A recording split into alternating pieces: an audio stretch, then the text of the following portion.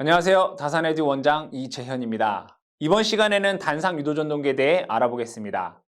이 유도전동기라고 하는 것은 고정자에서 만든 자속이 회전자에 쇄귀하면서 회전자에는 유기기전력이 발생을 하게 됩니다.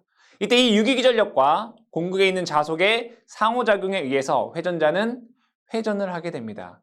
이때 삼상 유도전동기 같은 경우에는 고정자에 삼상을 공급하면 회전하는 자기장을 만듭니다. 따라서 이 회전하는 자기장에 의해서 삼상 유도전동기는 회전을 할 수가 있습니다. 근데 이 단상 유도전동기 같은 경우에는 삼상을 공급하는 것이 아니라 단상을 공급합니다. 그러므로 회전하는 자개가 발생하는 것이 아니고 교번하는, 즉 서로 왔다 갔다 하는, 왕복하는 그러한 자개가 발생하게 됩니다. 그럼 얘는 회전 자개가 아니기 때문에 이 단상 유도전동기는 기동 토크가 0이 되고 스스로 기동할 수 없습니다. 그래서 별도의 기동장치가 필요하게 됩니다. 그럼 삼상 유도전동기에서는 우리가 회전자개에 대한 원리에 대해서 알아보았습니다. 그럼 이번에는 뭐예요? 단상 유도전동기에서 교번자개에 대해서 우리가 한번 해석을 해보겠습니다. 그림을 먼저 그려보면 단상 유도전동기의 고정자에는 단상을 공급한다라고 되어 있습니다. 그럼 여기에 권선을 이렇게 넣어보겠습니다. 이렇게 넣어보면 여기에서 이 점은 전류가 나오고요. 이 점은 들어간다라고 볼게요. 그러면 자속이 이렇게, 얘는 이렇게 되기 때문에 자속은 이러한 방향이 됩니다. 그러겠죠? 그러면 반대 주기에서는 권선이 전류의 방향이 어떻게 되어 있어요? 반대가 되겠죠. 그러면 자개의 방향은 이렇게 됩니다. 그러면 위의 방향이거나 또는 아래의 방향의 자개만 형성이 됩니다. 그럼 이것을 우리가 파형으로 한번 알아보겠습니다. 파형으로 알아보면 여기에 교류를 가했다라고 하면 이러한 파형의 전류가 흐르게 될 것입니다. 그러면 이 자개는 0이었다가 점점 커서 가장 큰 값이었다가 다시 0으로 온 다음에 반대 방향으로 자개가 형성이 된다는 것을 알 수 있습니다. 이러한 자개인 거죠. 자, 근데 이 자개를 한번 벡터로, 두 개의 벡터로 나눠서 생각을 해보겠습니다. 먼저 위쪽 방향에 대해서 보게 되면 자, 요 지점에서는 자개가 얘는 이러한 벡터, 파란색 벡터와 빨간색 벡터 요 두 개의 합이다라고 볼게요. 그러면 두 개의 크기는 같고 서로 방향이 반대가 되기 때문에 0이라는 것을 알 수 있습니다.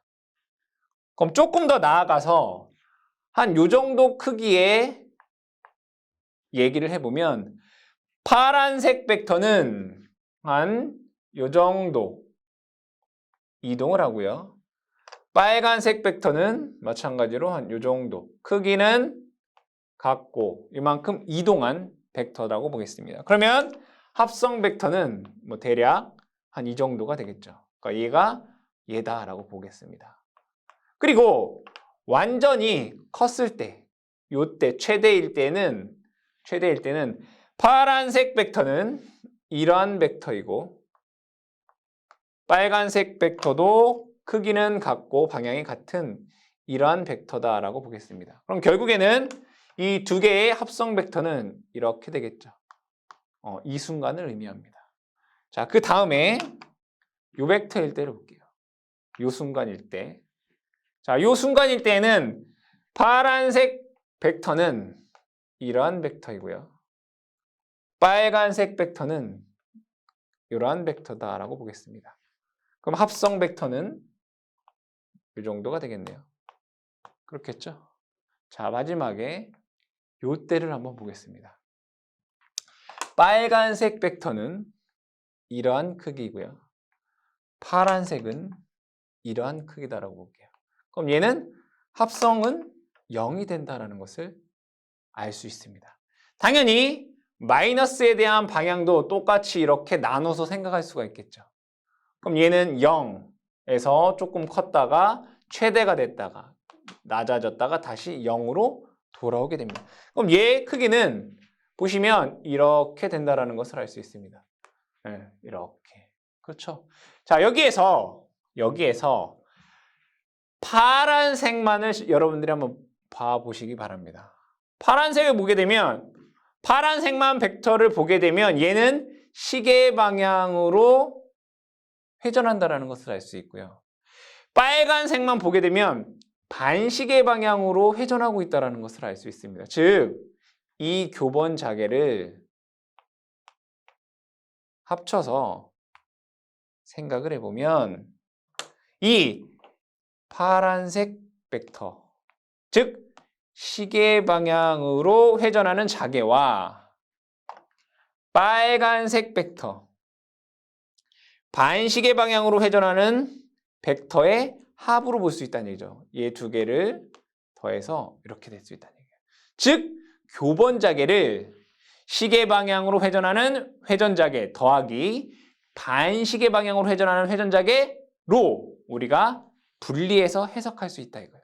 그러면 이 단상 유도전동기를, 즉 교번자개라고 하는 것은 이 두 개의 전동기, 두 개의 삼상 유도전동기를 축을 이렇게 연결을 하고 얘도 전동기, 얘도 전동기. 하나는 시계 방향으로 회전하는 전동기와 반시계 방향으로 회전하는 전동기를 합쳐놓은 것 같다라고 볼 수 있습니다.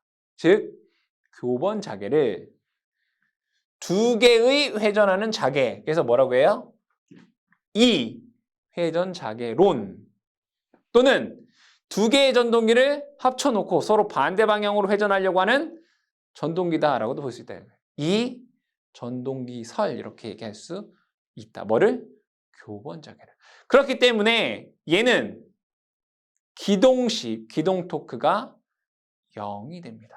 그런데 어떤 시계 방향으로 외부에서 회전력을 준다면 얘는 계속 시계 방향으로 회전을 할 것이고요.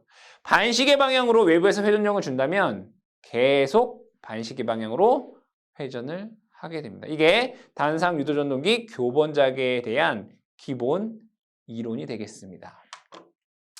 그 다음에 더 나아가서 이 단상 유도전동기의 원리를 조금 더 토크와 관련돼서 얘기를 해보겠습니다. 읽어보면 첫 번째, 단상 유도전동기는 스스로 회전하지 못하나 외부에서 회전자개를 회전자를 회전시키면 그 방향으로 토크가 발생하고 전동기는 계속 회전한다라고 되어 있습니다. 그럼 이에 대한 토크에 대한 그래프를 그려보겠습니다. 여기에 아까 얘기했었던 시계 방향으로 회전하는 자개와 시계 방향으로, 그 다음에 반시계 방향으로 회전하는 자개 두 개가 있습니다. 그럼 여기에는 분명히 회전자가 이렇게 있을 것입니다. 회전자가 이렇게 있어요. 그럼 이 회전자를 제가 만약에 시계 방향으로 이렇게 회전을 시켜보겠다 이거. 그럼 시계 방향으로 회전하는 회전자의 속도를 n이라고 하고요. 동기 속도를 ns, 회전자개의 속도를 동기 속도 ns다라고 하겠습니다. 그럼 여기에서 이 시계 방향으로 회전하는 회전자개 ns와 이 회전자 속도 n을 한번 보면 상대 속도를 한번 보죠. 상대 속도. 상대 속도라고 하는 것은 두 속도의 차이인 거죠. 그럼 이 파란색일 때는 상대 속도가 ns-n 이렇게 되죠. 우리 상대 속도가 뭐죠? s에 ns 이렇게 쓰잖아요. 그렇죠? 자, 그러면 두 번째 상대 속도를 한번 보겠습니다. 자, 빨간색은 얘와 얘의 속도가 어때요? 반대 방향이잖아요. 그럼 뭐예요? 상대 속도는 ns 플러스 n 이렇게 되잖아요. 맞나요? 그럼 얘는 이렇게 쓸 수 있네요. ns 플러스 n 여기다가 제가 이렇게 써볼게요. ns 빼기 ns. 그러니까 더하고 빼도 되겠죠. 그죠? 빼기 ns 플러스 n. 이렇게 되나요? 그럼 얘는 2 ns 마이너스 ns 마이너스 n 이렇게 쓸 수 있나요? 이거를? 그럼 얘는 2에 1 얘는 이렇게 쓸 수 있어요. sns. 그럼 얘는 이렇게 쓸 수 있다. 2 마이너스 s에 ns 이렇게 쓸 수 있어요. 상대 속도. 그럼 파란색은 슬립이 s이고 역회전 시 슬립은 2-s구나라는 걸 여러분들이 알 수 있죠. 그러니까 정회전 시는 슬립이 s이고요. 역회전 시는 2-s의 슬립을 갖는다 이런 얘기예요. 그럼 얘를 가지고 토크를 한번 그려보겠습니다. 토크 그래프를 그리겠다 이런 얘기입니다. 자, 여기는 회전자의 속도가 0일 때, 여기는 회전자의 속도가 동기속도 ns일 때, 여기는 회전자의 속도가 마이너스 ns일 때, 반대 방향일 때란 얘기예요. 그때 토크에 대한 그래프를 그려보겠습니다.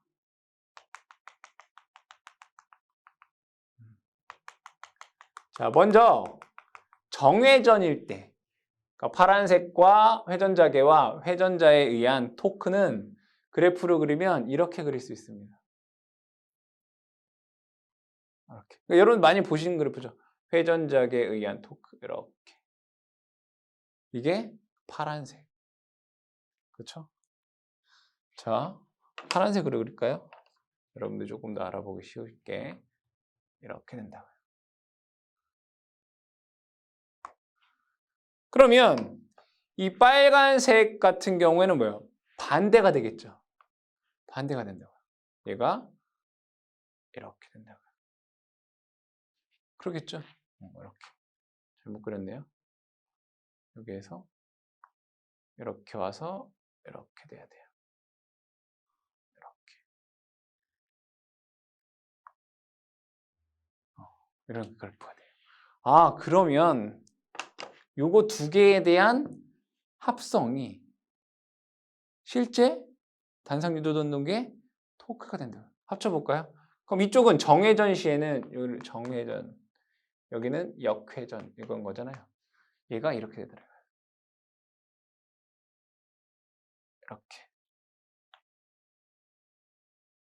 이렇게 된다고요. 그죠? 그럼 여기는 어떻게 되겠어요? 여기 이렇게 됩니다. 여기도 이렇게 된다고요. 그러면 우리가 정역 하나 다 해석할 게 아니라 한쪽만 해석해도 충분히 얘기할 수 있다는 얘기예요.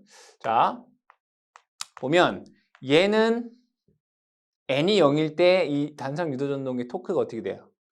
0이죠. 그래서 이 그래프를 가지고 우리 이걸 알 수 있다는 얘기예요. 기동시 토크가 어떻다? 0이다. 이게 뭐예요? 스스로 기동이 안 된다 이거죠. 이 그래프만 봐도 우리가 알 수 있다. 기동 토크가 0이다. 스스로 기동할 수 없다. 외부 기동 장치가 필요하다라는 것을 알 수 있어요. 그런데 만약에 이 회전자를 외부에서 정회전 방향으로 돌려주면 요만큼의 뭐예요? 토크가 발생하네. 그죠? 그잖아요. 그렇기 때문에 얘는 정회전 방향으로 회전을 할 수가 있는 거예요. 근데 만약에 역회전 방향으로 외부에서 돌려주면 역방향에 대한 토크가 발생하네. 그죠? 그래서 역회전으로 회전을 지속할 수 있더라 이거죠. 이해되시겠죠? 자, 그러면 이 그래프를 가지고 우리가 조금 더 원리를 얘기를 해보면 다섯 번째 이거예요. 어떠한 방향으로 회전을 시작하면 토크가 발생하여 가속하게 된다. 그러니까 정회전하면 정회전, 역회전하면 역회전. 이때 슬립이 0이 되기 전에 토크가 0이 됨으로 무브화 속도는 동기 속도보다 느리게 된다 이거예요. 여기 보시게 되면 여기에서 그래프가 여기서 이렇게 됐잖아요. 슬립이 0, 여기가 이제 슬립이 0인 거죠. 슬립이 0. 동기속도일 때. 슬립이 0이 되기 전에 얘는 뭐예요? 토크가 이미 0 됐다 이거예요. 그래서 뭐예요? 단상 유도전동기는 아무리 이상적이고 무부하라고 하더라도 동기속도가 될 수 없다 이거예요. 그리고 얘는 슬립이 0에서 토크가 마이너스라고 하는 건 뭐예요? 발전기의 작용이 일어난다. 그죠? 슬립이 0에서 토크가 마이너스가 되어 발전작용을 한다라는 게 여러분들 단상 유도전동기의 특징이다. 그럼 특징을 조금 더 알아보겠습니다. 기동 토크가 존재하지 않으므로 별도 기동장치가 필요하다. 전보에 대한 무브와 전류의 비율이 대단히 크다. 그러니까 무브화에서도 전류가 많이 흐른다 이런 얘기예요. 아시겠죠? 세 번째, 삼상 유도전동기에 비해서 역률이라든가 효율이라든가 성능, 무게 이런 것들이 다 좋지 않다. 즉 동일한 출력에 대해서 삼상과 단상을 비교하면 뭐가 좋다? 삼상이 좋다. 그래서 뭐예요? 삼상 유도전동기를 많이 사용하는 거죠. 하지만 단상 같은 경우에는 전원을 얻기 쉽지 않아요. 그러니까 여러분들 가정이라든가 여러분들 사무실이라든가 상점이라든가 이런 데는 삼상을 잘 사용하지 않고 대부분 뭐예요? 단상을 사용한다는 얘기예요. 그렇죠? 그래서 단상 전원을 쉽게 얻을 수 있으므로 뭐 가정용, 소공업용, 농사용에 많이 사용이 되더라 이런 얘기입니다.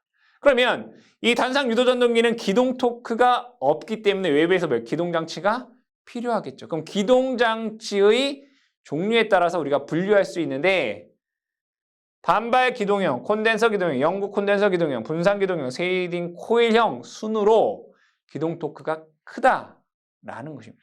이건 여러분들이 암기를 해주셔야 기동 토크가 큰 순서, 단상 유도전동기의 기동 토크가 큰 순서는 무엇이냐?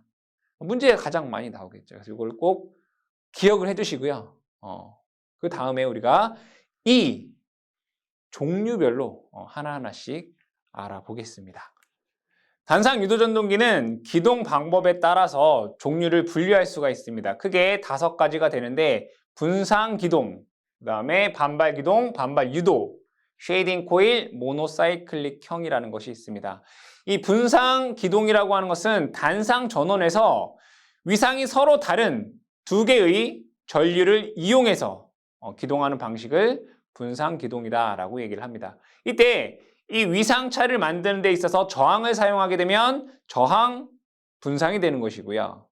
코일을 이용하게 되면 리액터 분산이 되는 것이고 콘덴서를 이용하게 되면 콘덴서 기동이다라고 할 수 있습니다. 즉 여기에서는 분산 기동에는 리액터, 그 다음에 콘덴서 기동이 있다. 근데 대부분 분산 기동이다라고 하면 리액터 기동이다라고 생각을 해주시면 되고요. 별도의 콘덴서 기동이 있습니다. 그럼 첫 번째 분산 기동부터 알아보겠습니다. 이 분산 기동의 구조를 보시게 되면 이 고정자의 기동권선과 주권선이 있습니다. 그림으로 그려보죠. 여기에 고정자가 이렇게 있고요. 고정자가 있고 주권선을 제가 여기에 이렇게 설치를 해보고 얘를 주권선이라고 보겠습니다. M 이렇게. 그리고 전기적으로 위상이 90도 차이 나는 곳에 이러한 기동권선을 설치를 해보자 이거예요. 기동권선을 A 이렇게 씁니다. 근데 아까 얘기했듯이 분산 기동은 대부분 그냥 리액터 기동이다라고 했죠. 코일을 이용한 것입니다. 여기에서 구조를 보면 고정자 찰심의 감은 주권선과 정기적으로 90도 떨어진 다른 위치의 보조권선으로, 즉 기동권선으로 구성이 되어 있다. 이때 두 권선의 위상이 서로 다른 전류를 흐르게 하여 불평형 이상 전동기로 기동하는 방식이다. 맞죠? 이때 저항을 사용하면 저항 분산인 거고, 리액터를 이용하면 리액터 분산인 거고, 콘덴서를 사용하면 콘덴서 기동이다. 그러니까 구조를 그리게 되면 이렇게 그릴 수 있다는 얘기예요. 그리고 나서 기동을 하고 나서 이 원심력 스위치에 의해서 이 기동권선을 분리합니다. 대부분 한 75%, 즉 70에서 80%의 동기 속도의 70에서 80%에서 이 기동권선을 제거를 합니다. 아시겠죠? 자, 그럼 여기에서 기동 토크의 발생 원리를 알아보겠습니다. 여기에 기동권선이 있고요. 그 다음에 여기 주권선인데 벡터가 이렇게 나와 있습니다. 벡터 나와 있는데 이 벡터에 대해서 조금 설명을 해보면, 자, 이 기동권선은 주권선과 병렬로 연결하고 주권선보다 가는 코일을 사용하며 건수를 적게 한다는 겁니다. 이 기동권선을 가늘고 코일 건수를 작게 한다는 얘기는, 가늘다는 얘기는 저항이 크다는 얘기죠. 여기 저항이 크다 이거예요, 저항. 그리고 L이 작다는 얘기예요. 건수를 적게 감았으니까. L은 코일의 건수의 제곱에 비례하지 않습니까? 그죠? 자, 그래서 주권선보다 리액턴스는 작고 저항이 커서 전압과 전류 이상이 주권선보다 작게 된다. 그러니까 전압에 대한 벡터가 이렇게 됐을 때, 이 기동권선은 위상이 이렇게 되고요. 기동권선의 위상은. 그 다음에 주권선의 위상은 뭐 이렇게 되더라 이거죠. 이렇게 되더라. 그럼 얘 두 개 간에 뭐예요? 위상차 알파가 생긴다 이거예요. 이 위상차를 이용해서 기동 토크를 이용한다. 그럼 이 부분에 대해서 어떻게 회전하는 자개가 발생하는지 알아보겠습니다. 여기에서 이 전류에 대한 벡터를 한번 그려보겠습니다. 이렇게. 자, 먼저 여기에 있는 요거 뭐예요? 기동권선의 전류에 대한 파형을 이렇게 그려보겠습니다. 이렇게 그릴 수 있을까요? 얘는 기동권선. 기동. 그리고 얘는 주권선이네요. 주권선은 위상이 조금 느리다라고 했어요. 그죠? 느리다. 세타만큼 뭐 느리다. 알파만큼 느리다. 이렇게 그릴 수 있다고요. 얘를 주권선. 이렇게 보겠습니다. 그럼 뭐 색깔을 뭐 같게 하기 위해서 볼까요? 얘가 주권선, 얘는 기동권선. 이렇게 보겠습니다. 뭐 방법은 뭐 똑같으니까. 자, 그럼 여기에서 이 플러스 쓸 때를 뭐 전류가 들어가는 방향, 마이너스를 전류를 나오는 방향 이렇게 보겠습니다. 근데 볼 때 여러분들이 자, 여기와 여기만 보면 되겠네요. 그렇죠? 한 방향만. 자, 요 순간을 볼게요. 요 순간. 자, 노란색 주권선입니다. 노란색. 주권선은 마이너스니까 점. 그럼 여기는 X 이렇게 되나요? 기동권선은 플러스니까 X. 여기는 점. 이렇게 되겠다. 맞죠? 그럼 자개를 한번 볼게요. 이렇게, 이렇게. 이렇게 되나요? 자개가 이런 방향이 돼요. 자, 다음에 자, 주권선. 그 다음에 기동권선. 이렇게 볼게요. 자, 요 순간 볼게요. 요 순간. 노란색은 X, 하얀색도 X. X, X. 그럼 여기는 반대가 점, 점이란 얘기예요. 그럼 자개가 이렇게. 그럼 얘는 자개가 이렇게 돼요. 그렇죠? 하나만 더 보겠습니다. 다시 주권선. 그 다음에 기동권선. 언제 볼 거냐면 요때를 볼게요. 주권선은 X. 그죠? 기동권선은 점. 그럼 여기는 점이고 여기는 X가 되겠네요. 그럼 자개를 이렇게 보면 이렇게 되네요. 그럼 얘를 보시게 되면 얘가 시계 방향으로 뭐 한다는 걸 알 수 있어요? 회전한다는 걸 알 수 있어요. 즉, 두 개의 전류에 위상차를 주어서 고정자에 공급을 하면 얘도 두 개에 의한 뭐야? 회전자계가 발생한다는 걸 알 수 있습니다. 이 회전자계로 이 단상 유도전동기는 기동을 하고요. 이 기동을 해서 기동 토크가 올라가게 쭉 올라가서 회전자의 속도가 동기 속도의 70에서 80%가 되었을 때 이 기동권선을 원심력 스위치에 의해 개방을 하고 주건선으로 계속 운전을 하는 그러한 방식이 되겠다. 이때 이 자계는 완전한 원형의 회전자계가 아니라 완전한 원형이 아니다. 어떠한 형이다? 이제 타원형입니다.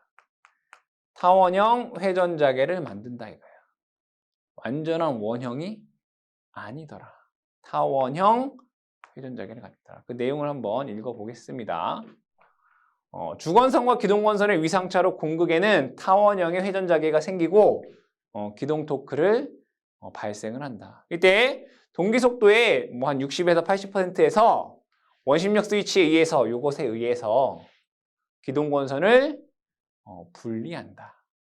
이때 기동 토크를 좋게 하기 위해서 농용건선에는 경사 슬롯을 채용한다. 그러니까 기동 토크를 조금 더 좋게 하기 위해서 이 분상 기동형 같은 경우에 경사 슬롯을 이용한다. 이렇게 되어 있습니다.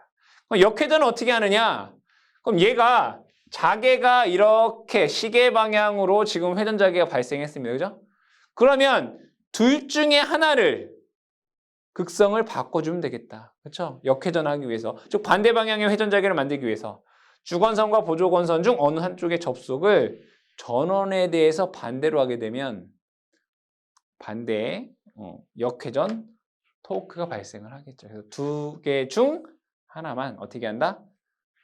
극성을 바꾼다라고 보시면 되겠습니다. 자, 이 분상형 같은 경우에 대한 특징을 알아보겠습니다. 기동 토크가 작고 기동 전류가 크기 때문에 잘 사용하지 않는다. 왜냐하면 다음에 배울 콘덴서 기동형이 훨씬 더 유리하기 때문에 잘 사용되지 않습니다. 원심력 스위치가 기계적인 약점인데 고장날 수가 있다는 얘기고요. 슬립은 삼상 유도전동기에 비해 크다. 운전시 슬립은 삼상에 비해 크다라고요. 무부하일 때에도 회전자계는 원형이 아니고 타원형이며 부하 증가의 속도가 내려갈수록 타원형의 반장경이 적게 된다. 여기서 반장경이라고 하는 것은 타원형 우리 이렇게 얘기하잖아요. 그죠? 그럼 여기에서 요 길이를 반장경이다라고 얘기를 합니다.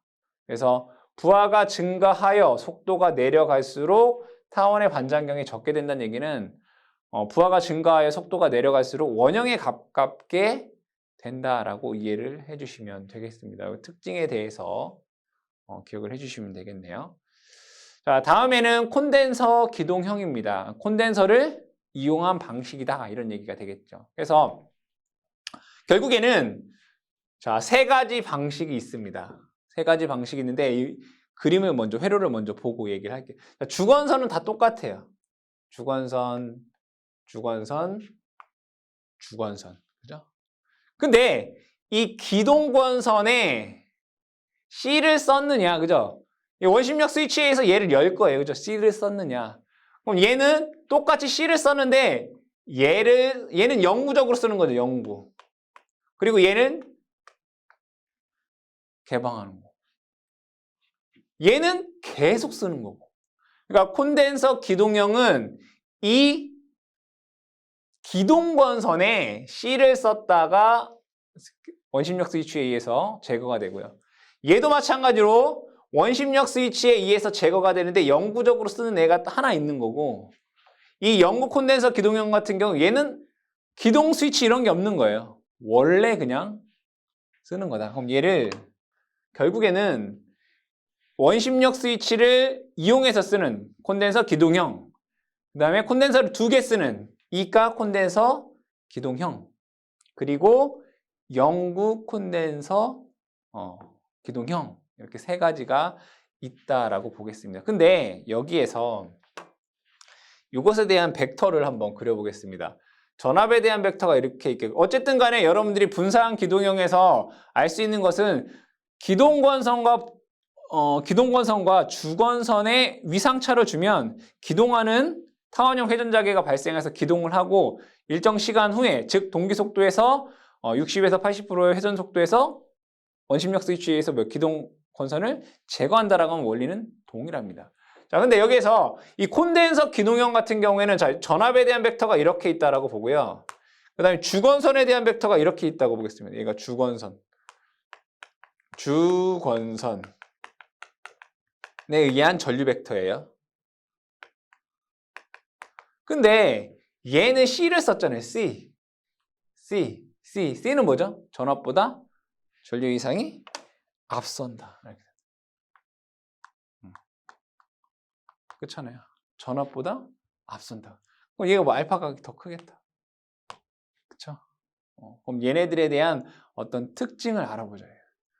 콘덴서 기동형부터 하나씩 뭐 써 있는 걸 읽어봐도 여러분들이 다 알 수 있는 내용들이기 때문에 천천히 한번 얘기해 보겠습니다.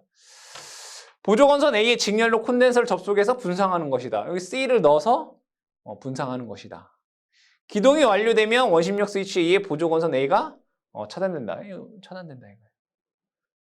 주건선과 보조건선의 위상차는 콘덴서를 선정하는 방법에 따라 분상형, 기동형보다 크고 90도에 가깝게 할 수 있다. 그 얘기는 뭐냐면 우리가 아까 그 리액터를 썼을 때에는 전압에 대한 벡터가 이렇게 되고 이 주건선에 대한 전류 벡터가 이거가 되고, 그죠? 기동건선에 대한 전류 벡터가 이거였단 말이에요. 이렇게. 그럼 얘는 알파각이 이거였다고요. 근데 콘덴서를 쓰면 알파각이 이만큼 된다고요. 그러니까 위상차를 더 많이 낼 수 있다고요. 위상차를 더 크게 낼 수 있다고요. 자, 위상차가 더 크게 낼수록 기동 토크는 훨씬 더 크다라는 거 기억을 해주시고, 자, 그러니까 뭐예요? 주건선과 보조건선 간의 위상차는 이 콘덴서가 리액터보다 뭐예요? 더 크게 할 수 있다 이거예요. 그래서 회전자계는 리액터 기동형보다, 즉 분산 기동형보다 뭐예요? 원형에 가깝게 할 수 있고 기동 특성이 개선돼서 큰 기동 토크를 얻을 수 있대. 콘덴서형이 더 큰 기동 토크를 얻을 수 있대. 근데 한 가지 더 어떠한 장점이 있을까요? 당연히 전동기는 L이잖아, L. 지상 전류가 흐른다면. 근데 C를 쓰면 앞선 전류가 흐르는 거 뭐예요? 역류 개선이 된다. 아시겠죠? 자, 그러면 이 이가 콘덴서형은 얘랑 똑같아요. 근데 뭔 차이가 있냐면 얘가 하나 더 달려있는 거잖아요. 이렇게. 그렇잖아요. 얘하고 차이가 뭐예요? 이거 하나 더 달려있는 거잖아요. 이해되시죠? 그러니까 얘의 역할이 뭐냐면 얘는 바로 역류 개선이에요. 역류 개선을 할 수 있다. 이거예요. 별 차이 없는 거. 얘랑 같은데 뭐 할 수 있다? 역류를 개선할 수 있다. 그러면 이 이가 콘덴서형에 대해서 또 알아보겠습니다. 기동용 콘덴서 외에 운전 중에도 콘덴서를 접속했다 이거예요. 기동이 완료되면 C만 차단되고 CR은 뭐예요? 역류 개선용으로 사용이 된다. 그렇죠? 기동 시 가장 적합한 콘덴서 용량은 운전 용량의 5에서 6배이다. 뭐 이런 얘기네요. 보게 되면 기동 시 그러니까 얘가 만약에 1이면 얘가 용량이 만약에 5라고 하면 여러분들 콘덴서는 뭐예요? 합치면 되잖아요. 기동 시 한 이 정도가 적당하다. 뭐 그런 얘기가 됩니다. 자, 그 다음에 기동 토크가 크고 운전 시 뭐예요? 역률이 좋다. 왜냐면 얘가 뭐예요? 역률을 개선할 수 있으니까. 기동 토크가 크고 운전 시 역률이 좋다. 그 다음에 마지막으로 얘는 뭐 영구히 쓴다는 얘기예요. 결국에는 얘하고 얘를 비교해 보면 얘가 없는 거예요. 그럼 얘하고 또 차이점은 뭘까요, 여러분들? 얘는 왜 쓰는 거죠? 기동 시 쓰는 거잖아요. 그럼 뭐 기동 시 얘를 왜 쓰는 거예요, 여러분들? 기동 토크를 크게 하기 위해서 쓰는 거잖아요. 그럼 얘가 없다는 얘기는 얘랑 비교해 보면 얘는 뭐예요? 기동 토크가 작다는 얘기잖아요. 그렇죠? 자, 다시 얘랑 비교해 보면 얘는 요것만 없어요. 그럼 나머지는 다 똑같다는 얘기잖아요. 그죠? 그럼 뭐예요? 얘는 역률이 좋은 거예요. 그죠? 자, 근데 얘랑 얘랑 비교해보면 또 얘는 이게 없어요. 이건 뭐예요? 그러니까 기동 토크가 작다는 거예요. 역률은 좋지만 기동 토크는 작다. 뭐 이런 얘기예요. 그래서 그거에 대한 특징을 또 얘기를 해보면 일정한 값의 콘덴서를 접속해두는 방식이다. 뭐 기동 토크가 작다. 그러니까 기동 건선이 없으니까. 그죠? 그리고 뭐예요? 원심력 스위치가 필요하지 않다. 큰 기동 토크를 요구하지 않는 뭐 선풍기라든가 냉장고라든가 세탁기 등에 많이 사용되는 기동 토크는 뭐예요? 작다 이거죠. 그러니까 여러분들이 이 세 가지에 대해서만 잘 뭐 하면 돼요? 구분할 수 있으면 돼요. 아, 얘랑 보니까 얘가 없네. 그럼 얘랑은 똑같은데 얘가 역률이 조금 더 좋구나. 그럼 얘랑 비교해 보니까 얘는 이게 없네. 기동하는 애가 없네. 아, 기동 토크가 작구나. 그렇게 여러분들이 기억을 해주시면 되겠습니다. 자, 다음에는 반발 기동형입니다. 이 반발 기동형이 조금 어려울 수도 있는데 같이 차근차근 얘기해 보겠습니다. 뭐 여기 이제 구조가 이렇게 나와 있는데 조금 어렵네요. 자, 읽어볼게요. 이 반발 기동형 같은 경우에는 제일 먼저 기억해야 될 거예요, 여러분들. 시험에서. 기동 토크가 제일 크다 이거예요. 얘는 그냥 여러분 사실 여기 있는 거 다 몰라도 기동 토크가 가장 크다라는 정도만 아셔도 되는데 여러분 조금 더 공부를 하신다면 얘기를 들어보면 될 것 같습니다. 자, 고정자는 단상 유도 전동기와 같아요. 회전자는 얘는 보면 농형이 아니라 직류기와 같으며 정류자에 접속된 브러쉬는 단락이 되어 있으며 브러쉬를 이동할 수 있다. 반발 기동형 같은 경우에는 브러쉬와 관계가 있구나. 그래서 이 반발 기동형에서 여러분들이 기억해요. 첫 번째, 기동 토크가 제일 크다. 두 번째, 브러쉬를 이동하여 기동 토크를 제어할 수 있고요. 속도를 제어할 수 있고요. 그리고 역회전도 할 수 있어요. 다시 기동 반발형에서 제일 중요한 거 첫 번째, 기동 토크가 제일 크다. 두 번째, 브러쉬를 이동해서 기동 토크, 속도, 역회전할 수 있다 이거예요. 아시겠죠? 브러쉬는 이동할 수 있다. 기동 원리에 대해서 한번 제가 설명을 해볼게요. 이게 말이 쭉 나와 있는데 그림도 나와 있고 좀 어려워요. 볼게요. 자, 고정자는 그냥 단상이랑 똑같다라고 돼 있어요. 이렇게 얘를 그려보면 여기에 고정자에 뭐 코일이 이렇게 있겠죠. 이렇게 고정자를 한번 그려보겠습니다. 뭐 그림 여러분 나와 있겠지만 그럼 얘 중성축이 있겠네. 그럼 얘 고정자의 중성축을 제가 편의상 이렇게 볼게요. 얘 고정자의 중성축. 그럼 전류가 여기는 점 여기는 x 이렇게 돼요. 맞나요? 그럼 이 자기가 이렇게 된다. 얘 고정자예요, 고정자. 고정자. 근데 회전자가 뭐 어떻게 됐어요? 직류기와 같이 뭐예요? 회전자 권선으로 되어 있다 이거.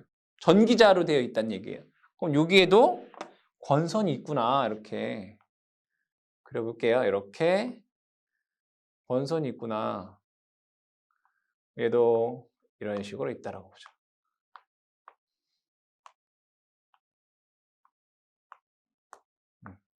이렇게 회전자가 있을 거란 말이에요. 그리고 나서 얘를 이제 브러쉬를 이렇게 다는 거. 브러쉬가 되게 중요한 거예요. 브러쉬. 근데 이 브러쉬가 있는 곳이 뭐예요? 전기적인 중성축이 되겠죠. 이렇게. 그리고 나서 이 브러쉬를 얘를 서개 두 개 이렇게 연결한 거예요. 이렇게 브러쉬를 단락한 거예요. 그렇죠? 그러면 이 고정자에 의한 자속에 의해서 얘가 전압이 회전자에도 유기가 되겠죠. 그죠? 여기 x 이렇게 된다. 그죠? 그럼 여기에서 이렇게 알파각이 이렇게 생겨요. 알파각. 그러니까 고정자에 의한 전기적 중성축과 회전자의 이 브러쉬에 의한 중성축이 이렇게 생길 거 아니에요. 그럼 요만큼의 알파각이 이렇게 생겨요. 그죠? 그러면 분명히 자, 이 고정자에 의한 자개가 이거잖아요. 이거. 이런 방향이라고, 이런 방향. 이렇게, 이런 방향, 이런 방향. 그렇죠? 그럼 얘를 두 개로 나눠 볼게요. 어떻게 나눌 거냐면 이 브러쉬 축과 같은 방향에 의한 성분과 얘를 여기서는 이제 파이 C라고 썼고요. 그러니까 얘랑 같은 축. 그리고 얘와 수직인 방향의 자속으로 나눌 수 있다고요. 여기 여러분들 그림에서는 파이 F 이렇게 썼다고요. 그럼 얘는 뭐 하는 애냐면 요 전기자의 전압을 유기해요. 그러니까 회전자의 전압을 유기한다고. 그러니까 여기에 있는 회전자의 전류가 이렇게 흐르게끔 만든다. x 점점점점 이렇게. 이 자속은 뭐 자세하게 설명하기는 어렵지만, 그러니까 이 자속은 이 성분은 얘네들 회전자의 전류가 흐르게끔 전압 유기한다. 전자유도 현상을 한다고요. 그럼 이 전류가 이렇게 흐르겠죠? 그럼 얘는 이 자속은 공극 자속이랑 같은 역할을 하는 거예요. 그럼 여기에는 이 회전자에는 전류가 나오는 전류이고요. 자속은 이러한 방향이에요. 그쵸? 그럼 여기에서 플레밍의 왼손 법칙에 의해서 전류는 나오고 자속의 방향은 이렇게 되네요. 그죠? 맞아요? 다시. 자속의 방향은 이거이고 전류는 나오고 그럼 힘은 어떻게 돼요? 위쪽 방향이 되는 거죠. 그래서 이 회전자는 힘을 어디로 받아요? 이렇게 받아요. 이렇게. 그럼 여기서는 이렇게 받는다는 얘기네. 그죠? 그럼 얘는 이제 반시계 방향으로 회전을 하는 거예요. 그러니까 반발기동형이라고 하는 것은 이 고정자와 이 회전자의 극에 같아요.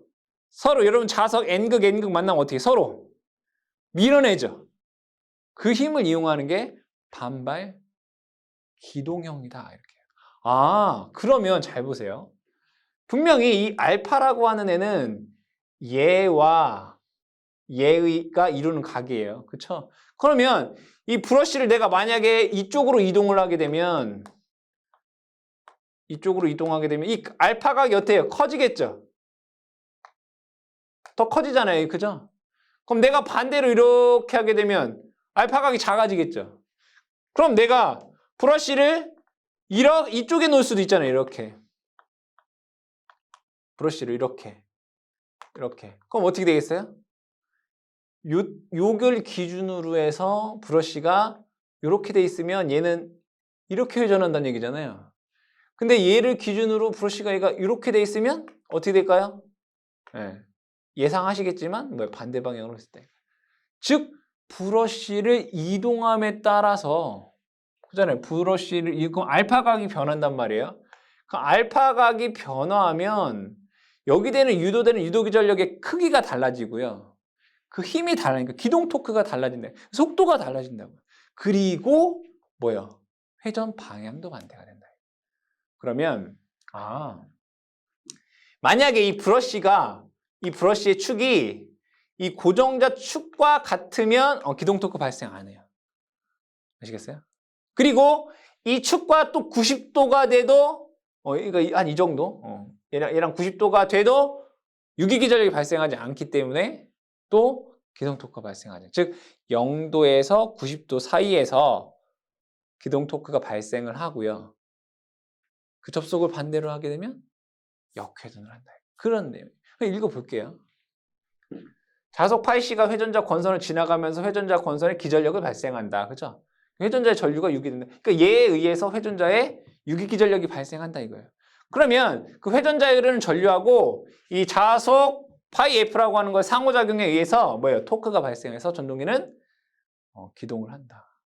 그리고 동기속도의 70에서 80% 속도에서 원심력 계획에 의해서 뭐 정류좌편을 단락하고 회전자를 농형과 같은 접속으로 운전을 한다. 뭐 이런 얘기예요. 농형으로 운전한다. 기동시는 직류기처럼 회전자를 직류기처럼 이용해서 기동을 하고 얘가 속도가 올라가면 어떻게 한다? 정류기를 단락해서 농형처럼 운전한다. 아시겠죠? 이게 반발 기동형입니다. 그럼 얘의 특징은 어떠냐? 아까 얘기 다 한 거예요. 다 한 건데 읽어볼게요. 브러쉬의 이동으로 원활한 기동과 속도 제어가 가능하다. 브러쉬의 시계 방향으로 이동한 의해서 전동기는 역방향 회전이 가능하다. 아까 얘기했잖아요. 이 브러쉬를 여기에 있던 거를 여기다 갖다 놓으면 역회전할 수 있다고 했잖아요. 그렇죠? 그 얘기예요. 브러쉬를 시계 방향으로 이동에 의한 전동기 역회전이 가능하다. 알파각이 0도에서 90도에서는 기동 토크를 발생하지 않는다. 0에서 90도 사이에서. 근데 그 알파각이 한 10에서 20 정도에서 제일 큰 기동 토크를 발생한다는 얘기죠. 400에서 500%의 기동 토크를 발생한다. 근데 단점도 있겠죠. 뭐 기동시 정류자 불꽃에 의한 고조파가 발생할 거고 이에 따른 유도 전압이 발생을 하겠죠. 그러니까 라디오 전파 장애를 발생할 수 있다. 비싸고 보수가 어려워. 반발 기동형보다는 콘덴서 기동형을 많이 사용하더라. 펌프용, 공기 압축기용으로 사용을 한다. 이때 반발 기동형에는 종류가 두 가지가 있어요. 톰슨형이라는 게 있고 대리형이다라는 게 있어요. 그러니까 뭐 톰슨형 반발 기동 유도 전동기 또는 뭐 대리형 반발 기동형 유도 전동기 이렇게 되겠죠. 이때 두 개를 비교하면 톰슨형은 이동할 수 있는 한 쌍의 브러쉬가 있는 거고요. 대리형은 고정되어 있는 한 쌍의 브러쉬와 이동할 수 있는 한 쌍의 브러쉬가 있다라고 생각해 주시면 돼요. 톰슨형은 이동할 수 있는 한 쌍의 브러쉬가 있고 대리형은 고정되어 있는 한 쌍 브러쉬와 이동할 수 있는 한 쌍의 브러쉬가 있다라고 두 개를 구분해서 기억을 해주시면 되겠습니다. 다음에 반발 유도형을 보겠습니다. 반발 유도형은 반발 기동형에서 조금 더 업그레이드 된 거예요.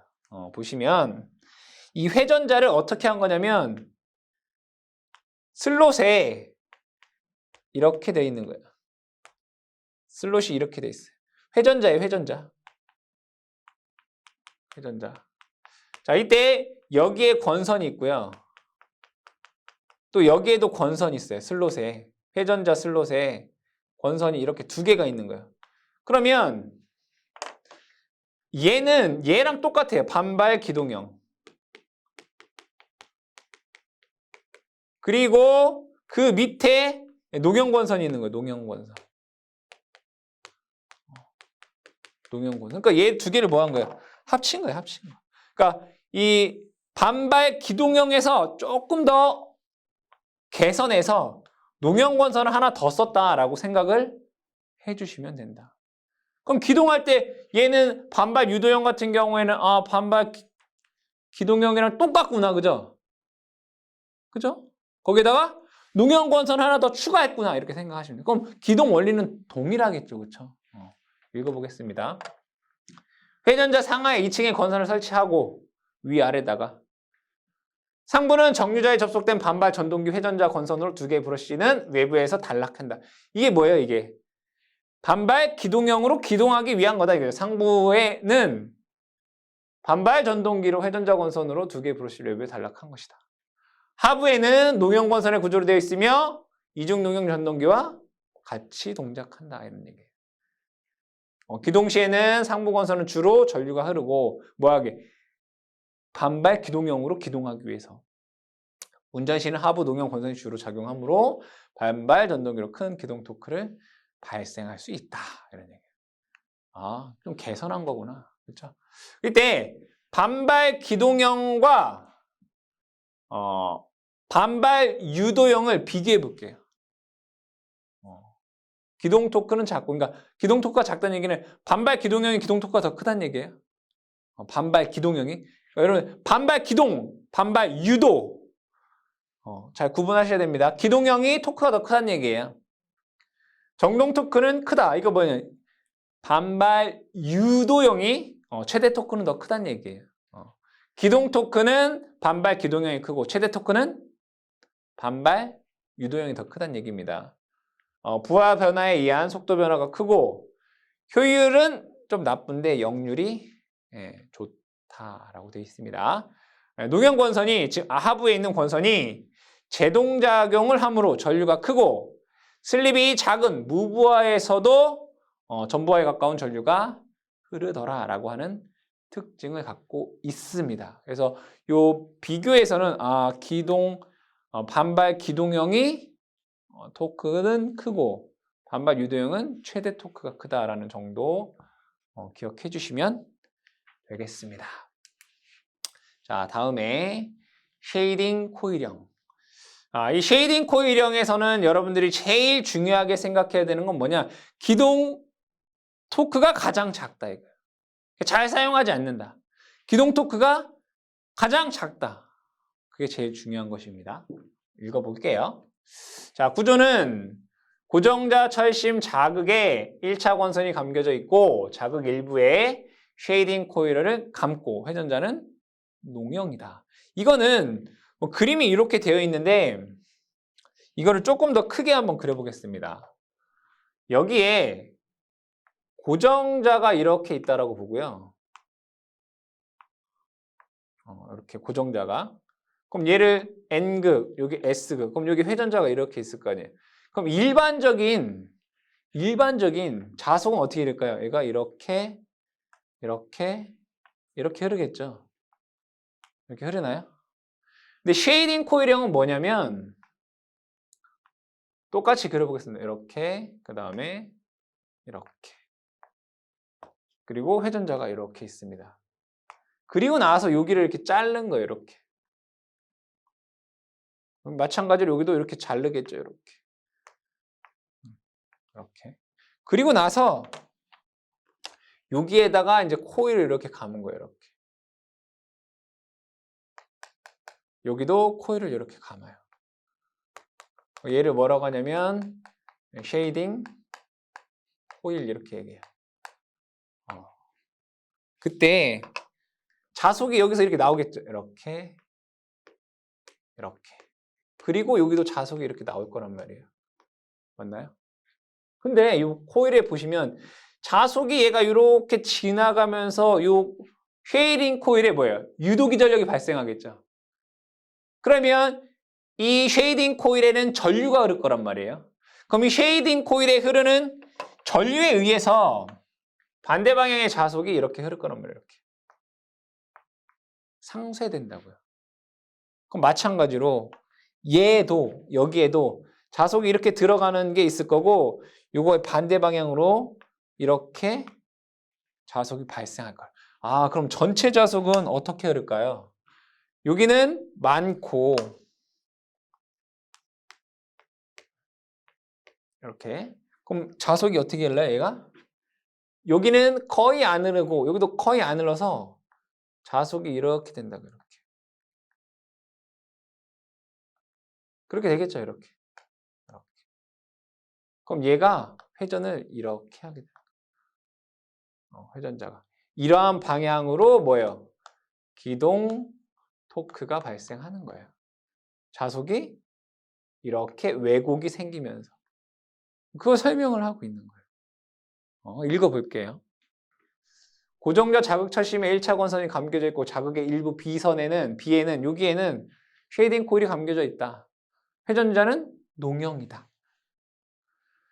1차 전압을 가하면 교번자기의 쉐이딩 코일에 전류가 흐른다. 그러니까 유기기전력이 발생해서 전류가 흐르게 된다. 이거예요. 그 단락 전류에 의해서 방해하는 작용을 한다.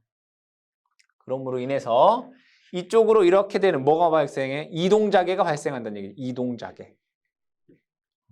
그렇게 돼 있어요. 이동자계가 발생한다. 그 이동자계 방향으로 기동 토크가 발생한다. 이게 쉐이딩 전동기의 원리다 이거예요. 그럼 여기에서 이 특징을 한번 보자 이거죠.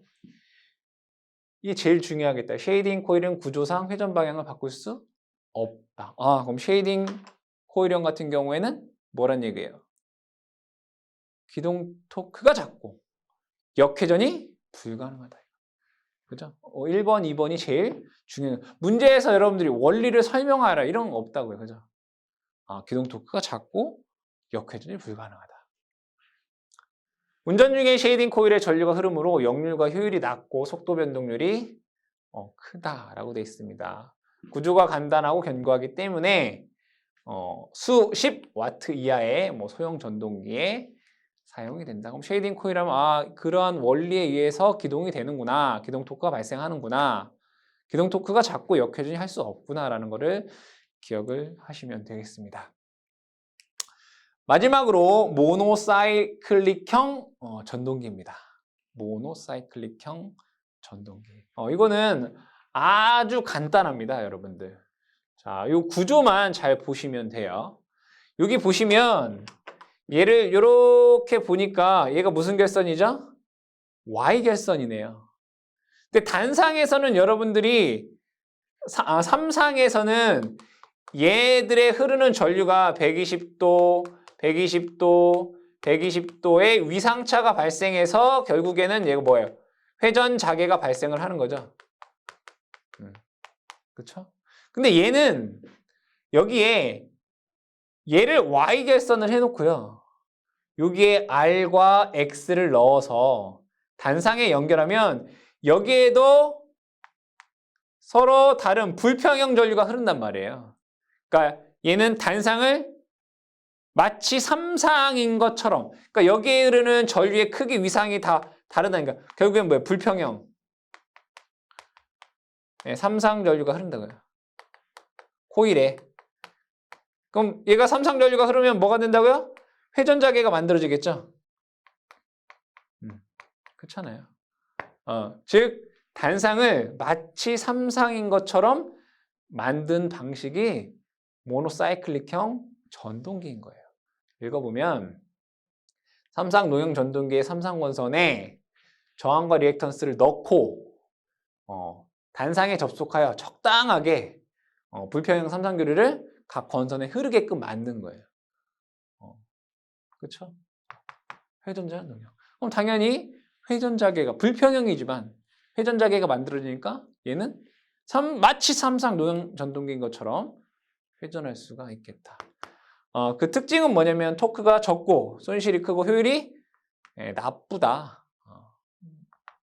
그래서 50W 이하의 선풍기 위에는 별로 사용하지 않는다. 그러니까 모노사이클릭형이라고 하는 건 여러분들이 기억을 하실 때 얘가 단상인데 마치 3상인 것처럼 회로를 꾸며놓은 거구나라고 생각을 해주시면 되겠습니다. 그래서 지금 우리가 단상 유도전동기에 대해서 배웠는데 총 5가지의 종류에 대해서 배웠죠. 그래서 여러분들이 원리를 아는 것도 중요하지만 대부분 맞냐 틀리느냐 이러한 대한 문제가 출제가 되기 때문에 여러분들이 원리는 원리대로 이런 원리에 의한 거구나 라고 여러분 이해를 해주시고 결과적으로는 각각 전동기의 종류별 특징을 잘 기억해 주시기 바랍니다.